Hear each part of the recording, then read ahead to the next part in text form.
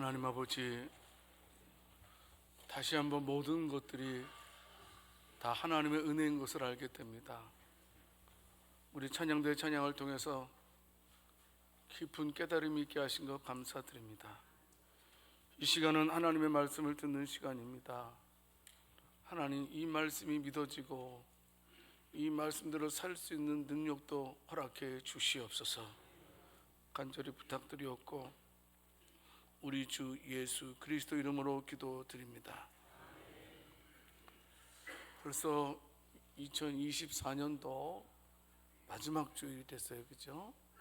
송구영신 예배드린 지가 엊그제 같은데 벌써 마지막입니다. 1년 동안 살아오면서 많은 것들을 우리가 경험했죠. 은혜도 경험하고 또 스스로 상처받고 또 힘들어했던 그런 시간도 있었고요. 하지만 우리 하나님께서는 모든 일들을 합력하여 선을 이루어서 여기까지 우리를 오게 하신 줄을 믿습니다. 참 우리는 평생 고민하는 것 같아요. 믿음이 뭐냐, 능력 있는 믿음이 뭐냐라고 고심할 때가 있지 않습니까? 분명한 것은 답은 알고 있는 것 같습니다. 믿음은 뭐냐면 마음에 머물러 있는 것이 아니고 그 믿음이 우리의 삶 속에서 실현될 때 그게 진짜 믿음이다 라고 우리가 답은 다 알고 있다고 생각됩니다. 성도 여러분, 자, 우리는 참으로 먼저 믿은 저와 여러분들은 어떻습니까? 복음의 능력이 우리 삶 가운데 나타나서 많은 사람들이 저와 여러분들의 믿음을 통해서 구원받는 역사가 일어날 수 있기를 살아계신 주님의 이름으로 축원합니다. 우리는 오늘 말씀을 통해서요, 참 우리가 믿음의 고백이 얼마나 중요한 것인지, 우리가 입으로 시인하는 것이 얼마나 소중한 일인지에 대해서 함께 말씀을 나눌까 합니다. 첫 번째는요, 성도 여러분, 믿음의 고백은 바로 구원의 시작이라는 사실입니다. 오늘 보면 로마서 10장 9절 말씀을 통해서 보게 되면 네가 만일 내 입으로 예수를 주로 시인하며 또 하나님께서 그를 죽은 자 가운데서 살리신 것을 네 마음에 믿으면 구원을 받으리라, 이렇게 말씀해 주셨습니다. 예, 맞습니다. 믿음입니다. 믿음이 구원의 출발점이고 어떤 면에서 믿음이라는 것이 가장 핵심적인 문제가 아닌가 싶습니다. 그런데 믿음이라는 것이 단순히 지식이라든지 감정은 아니라는 겁니다. 분명한 것은 성경에서 말하는 믿음은 뭐냐면 하나님께서 예수 그리스도를 통해서 주신 구원의 약속을 받아들이는 것, 예수님을 통해서 우리들에게 구원을 주시겠다는 이 구원의 약속을 받아들이는 것이 바로 믿음의 출발입니다. 그리고 어떻게 해요? 그것을 삶으로 고백하는 결단이 있는 것, 고백만 하는 것이 아니고 삶에서 결단이 있는 이것이 어떤 면에서 지정이 인격적인 믿음의 진정한 모습이 아닌가 싶습니다. 사도 바울은 로마서 10장 10절 말씀에서 구원에 이르는 믿음이 어떻습니까? 마음속에만 있는 것이 아니라 분명하게 입술을 통해서 선포되는 고백임을 말씀하고 있습니다. 성도 여러분, 어떻습니까? 저와 여러분들은 예수 믿는 게 혹시 창피하진 않은지요? 예수 믿는 것이 혹시 창피함을 느껴본 적 없습니까? 혹시 내가 예수 믿는 것을 다른 사람한테 감추어 본 적 있습니까? 내가 예수 믿는 것이 드러날까 봐 그냥 불신자처럼 생활해 본 적은 없습니까? 여러분, 우리가 이 세상을 살아가는 데 있어서 중요한 것이 있는데 그것은 뭐냐 하면 그리스도를 주라고 고백하는 입술의 고백이 얼마나 중요한지를 말씀해 주고 있습니다. 성도 여러분, 우리는 어디를 가든지 간에 나는 그리스도인입니다 라고 고백할 수 있는 믿음 있는 저와 여러분들이 될 수 있기를 살아계신 주님의 이름으로 축원합니다. 여러분, 그런데요, 여기서 나는 예수를 믿습니다 라는 것은 고백의 차원이 아님을 꼭 기억했으면 좋겠습니다. 여러분, 이것은요 몸과 행동으로 예수 그리스도를 인정하고 예수님께 순종하겠다는 그런 고백이 포함되어 있는 것입니다. 내가 예수님 믿습니다 라는 말은요, 예수님은 나의 왕입니다, 왕 대신 예수님 뜻대로 살겠습니다 라고 고백하는 것과 똑같다라는 사실입니다. 여러분, 그래서 어떻습니까? 많은 사람들이 예수님을 믿는다고 말하지만 삶 속에서 입술을 통해서 예수님의 왕되심을 드러내지 못하는 경우도 많이 있습니다. 우리는 삶과 입술을 통해서 우리 예수님이 우리의 왕되심을 우리가 선포해야 되는데 망설일 때가 많이 있다는 사실입니다. 우리가 하나님을 알고 있다, 예수님을 알고 있다라는 것은요, 지식적인 것을 말하고 있는 것이 아닙니다. 마음속의 신앙 고백을 넘어서서 입으로 시인하는 믿음을 하나님은 요구하신다는 겁니다. 어디를 가든지 간에, 어느 곳에서 누구를 만나든지 간에 예수님은 구주이시고 예수님은 나의 왕이고 저는 크리스찬입니다, 그리스도인입니다 라고 담대히 말할 수 있는 저와 여러분들이 될 수 있기를 살아계신 주님의 이름으로 축원합니다. 성도 여러분, 우리는 우리의 믿음을 선포해야 됩니다. 세상에 우리의 삶 속에서 우리의 믿음을 증명해 낼 줄도 알아야 됩니다. 여러분, 우리가 우리의 입술로 시인하고 고백하는 것이 어떤 면에서요, 우리 그리스도인의 어떤 정체성을 드러나는 것을 보게 됩니다. 여러분들의 이마에 성령의 인장이 찍힌 줄 믿습니다. 여러분, 우리도 찍어줬으면 좋겠어요. 예수 믿는 사람 여기다 그냥 십자가를 그냥 불로 착 해가지고 어딜 가든지, 그러면 어딜 가든지, 여러분 사람들 군복 입히면 어딜 가든지 막 질서 있게 하잖아요. 막 이런 것처럼 여기다 십자가를 우리도 다음 수업도 여기다 탁 새길까요? 그러면 어딜 가든지 그냥 함부로 하지 못할 거 아니에요. 막 가서 가서 조심할 거란 말이에요. 여러분, 그렇습니다. 그리스도인으로서의 정체성 드러낼 줄 아는 것이 산미입니다. 감추지 맙시다. 내가 예수 믿는 것을 두려워하지 맙시다. 내가 예수 믿는 것을 숨기지 않는 저와 여러분들이 될 수 있기를 원합니다. 마태복음 16장 16절에서 베드로의 위대한 고백이 기록되어져 있지 않습니까? 주는 그리스도시요 살아계신 하나님의 아들이시니이다. 그 고백을 통해서 예수님께서 뭐라고 말씀하십니까? 마태복음 16장 18절 말씀에서 말씀하고 있습니다. 또 내가 너에게 이르노니 너는 베드로라. 내가 이 반석에 내 교회를 세우리니 음부의 권세가 이기지 못할 것이다. 이렇게 말씀해 주셨습니다. 성도 여러분, 무슨 일이든 이 믿음의 고백이 그리스도인의 정체성의 출발임을 꼭 명심을 해야 된다는 사실입니다. 어디를 가든지 간에 담대히 말할 수 있어야 됩니다. 예수님은 구주이십니다. 예수님은 하나님의 아들이십니다. 예수님은 메시아이십니다. 존 하퍼라는 목사님이 계십니다.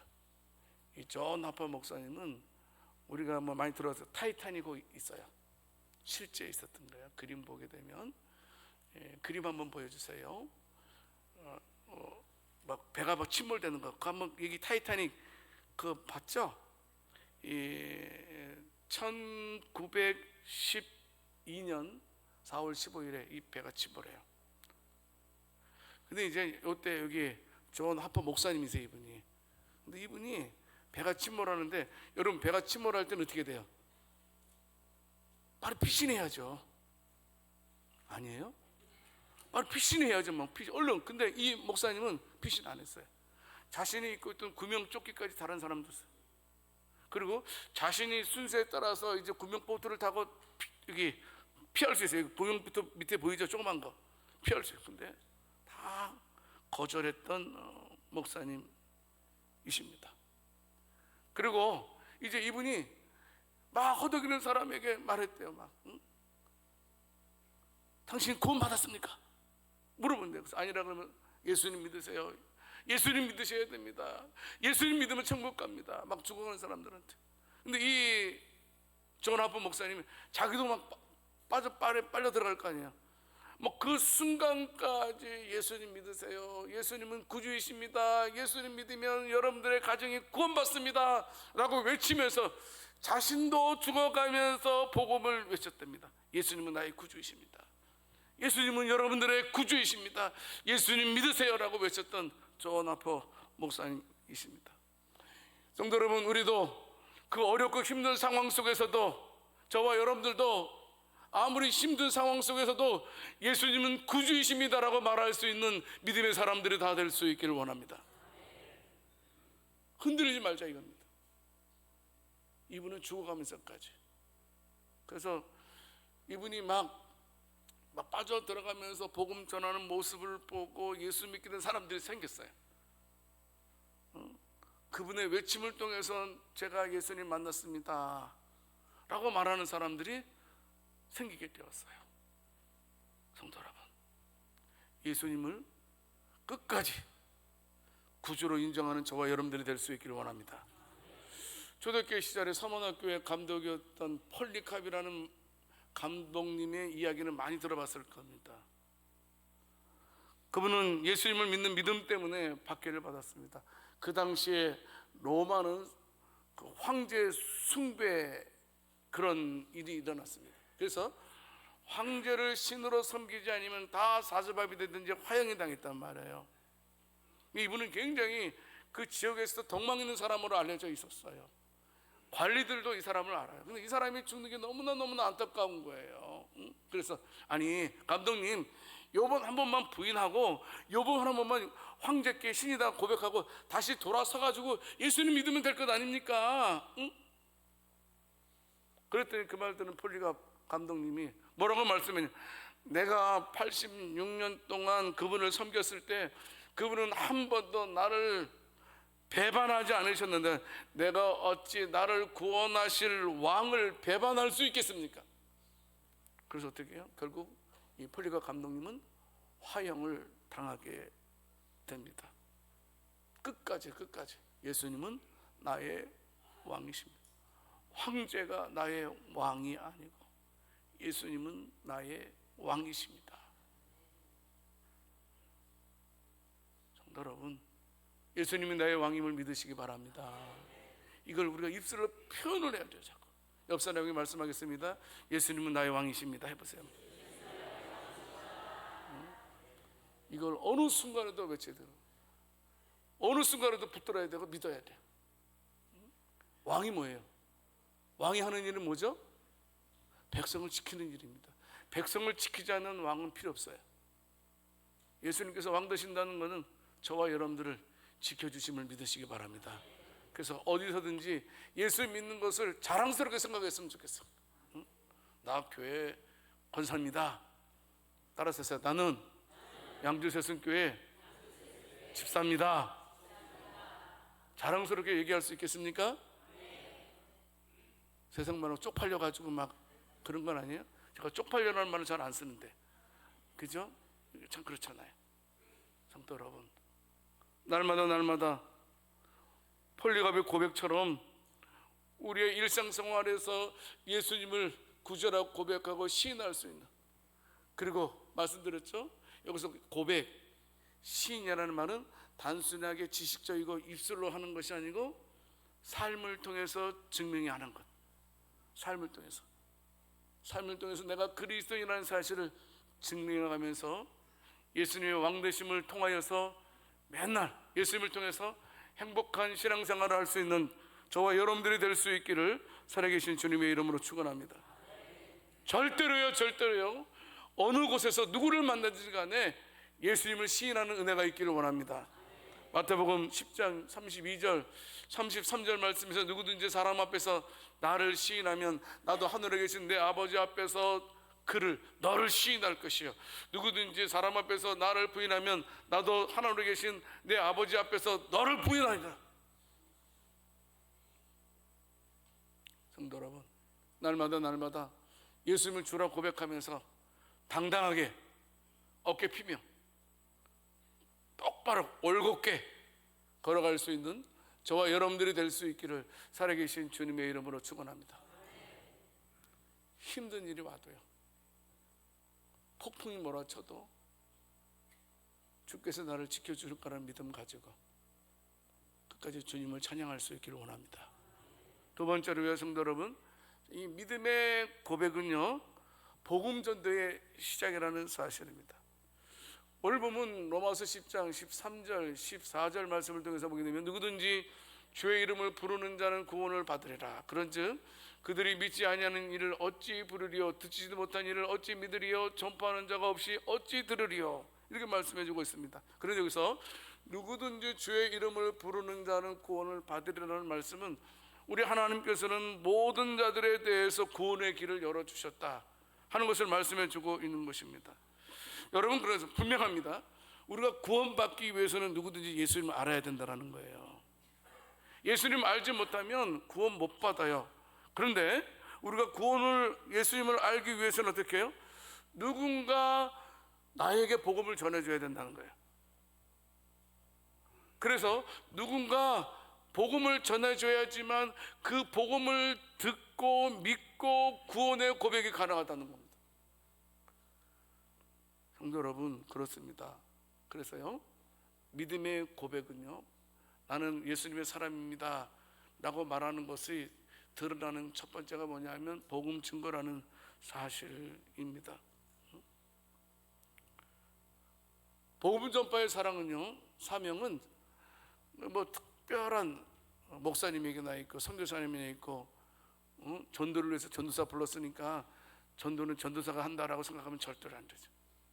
전도는 누가 하는 거예요? 예수 그리스도를 왕으로 모신 자들은 다 우리가 전도에 대한 하나님의 명령임을 우리는 깨달아야 한다는 사실입니다. 왜냐하면 저와 여러분들을 통해서 이 세상에 하나님의 복음이 증거되기를 원하시는 것이 하나님의 마음이라는 사실입니다. 만약에 저와 여러분들 마음속에서 어느 순간에 내가 전도에 대해서 그것을 싹 잊어버리고 살아간다면 지금 죽어가는 자들이 있다는 겁니다. 내 소리를 듣고 구원받는 자들이 있는데 내가 외치지 않음을 통해서 죽어가는 자들이 있다는 사실 우리는 기억해야 됩니다. 그러므로 어떻게 해요? 우리가 구원의 소식을 나누는 일에는 적극적으로 우리가 참여를 해야 됩니다. 여러분, 이럴 때 있어요. 꼭 기억하세요. 내 마음에 갑자기 기도하고 싶을 때 마음을 딱 움직일 때가 있어요. 그럴 때 있어요, 없어요? 있어요. 그리고 또 내 마음이 누구를 전도하고 싶다라는 생각이 딱 들 때가 있어요. 저는 그 마음은 성령께서 주시는 마음이에요. 사도행전 8장에 보게 되면 성령 하나님께서 빌립의 마음을 똑같이 감동시킵니다. 예루살렘에서 가자로 내려가거라. 거기서 누가 너를 만날 것이다. 그 순종해서 빌립이 내려갑니다. 그 내려가는 데서 보니까 거기 누가 있어요? 마차탄 에디오피아 네시가 이사야서를 읽고 있는 거예요. 묻습니다. 이게 무슨 내용인지 압니까? 그러니까 저한테 가르쳐주는 사람이 없어서요 이 사실을 몰라요. 그러니까 빌립이 어떻습니까? 그 사실에 대해서 요거는 예수님을 가리키는 겁니다. 복음에 대해서 설명해주고 그에게 세례를 베푸는 장면이 사도행전 8장에 기록되어져 있습니다. 성도 여러분, 만약에요 빌립이 그에게 복음을 전하지 않았다면 어떻게 되겠습니까? 그가 세례를 받지 못했을 거고 복음을 영접하지 못했을 거라는 사실입니다. 여러분, 빌립이요 에디오피아 네시에게 복음을 전함으로 인하여서 그 파급 효과가 얼마나 컸는지 아십니까? 오랜 시간이 난 다음에 지금 에디오피아의 어떤 복음화율을 제가 한번 알아봤어요. 그랬더니요, 물론 기독교 종교에도 포함됩니다. 그 포함시켜가지고 에디오피아가 무려 65%가 기독교인입니다. 그리고 35%가 이슬람입니다. 얼마나 놀라우니, 한 사람의 성령의 순종을 통해서 수많은 사람들이 구원받게 되었다라는 사실입니다. 저와 여러분들도 성령님께 민감해서 저와 여러분들도 복음이 필요한 자들에게 복음을 전할 수 있는 저와 여러분들이 될 수 있기를 살아계신 주님의 이름으로 축원합니다. 사도행전 11장을 보게 되면 안디옥 교회에 대해서 말씀을 해주고 있습니다. 여러분, 이 안디옥 교회의 특징이 있죠. 그곳이 뭐냐면 처음으로 그리스도인이라고 불려진 곳이 바로 안디옥 교회입니다. 이제 그 안디옥 교인들이 어떻게 해서 모여진 겁니까? 스데반 집사의 순교로 다음에 우리 기독교에 엄청난 박해가 몰아왔습니다. 그래서 그 받기를 피해서 디아스포라, 수많은 기독교인들이 세상에 곳곳에 막 흩어지게 됐어요. 그래서 그 일부가 안디옥이라는 지역에 정착을 해서 유대인뿐만이 아니고 헬라인들에게 복음을 열심히 전했습니다. 여러분, 그런데요, 그 와중에 그들이 예수님을 구주라고 전했을 때에 그 지역에서 복음의 역사가 일어났습니다. 여러분, 우리가 알고 있죠. 이 안디옥 교회가 결국은 그 선교적인 사명을 이루기 위해서 바울과 바나바를 선교사로 파송하기까지 됩니다. 성도 여러분, 그렇습니다. 복음 전파는 모든 성도들에게 주어진 특권이고 책임이라는 사실입니다.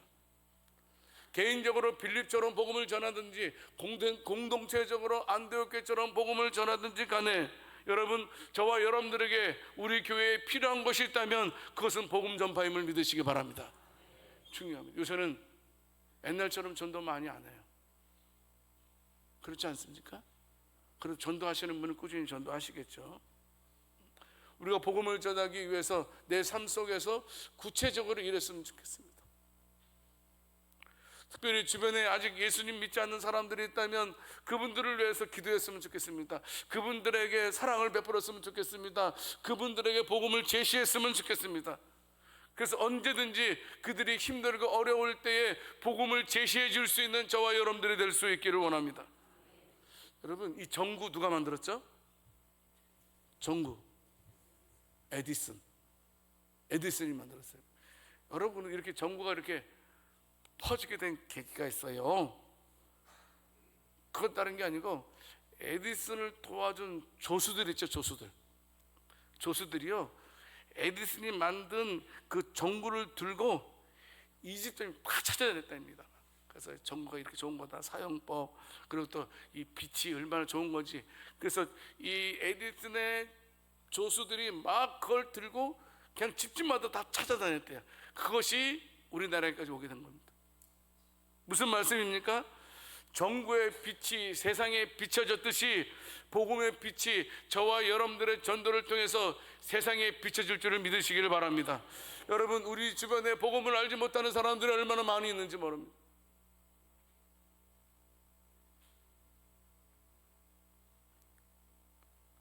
우리가 그들에게 복음을 전해야 됩니다. 목사님, 안 되는 건 안 되는 겁니다.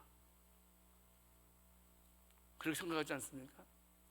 목사님, 우리 남편은 안 됩니다.